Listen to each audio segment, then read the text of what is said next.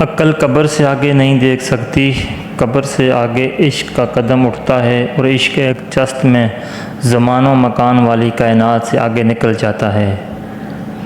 اگر تمہیں سب راستے بند نظر آئیں تو وہ تمہیں ایسا پوشیدہ راستہ دکھا دے گا جس کے بارے میں کوئی نہیں جانتا۔ اس دنیا میں کوئی خزانہ سانپ کے بغیر، کوئی پھول کانٹے کے بغیر، اور کوئی خوشی غم کے بغیر نہیں ہے۔ رسول اللہ صلی اللہ علیہ وسلم نے فرمایا کہ موت کی آرزو نہ کرو، اگر تم نیک ہو تو شاید زیادہ نیکی کر سکو، اگر بدکار ہو تو توبہ کر کے اللہ کو راضی کر سکو۔ میری چپ کو میری ہار مت سمجھنا، میں اپنے فیصلے خدا پر چھوڑ دیتا ہوں۔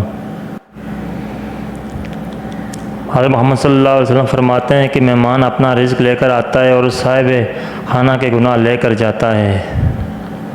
رسول اللہ صلی اللہ علیہ وسلم نے فرمایا جس کے پاس بال ہوں تو چاہیے کہ انہیں اچھی طرح سنوار کر رکھے۔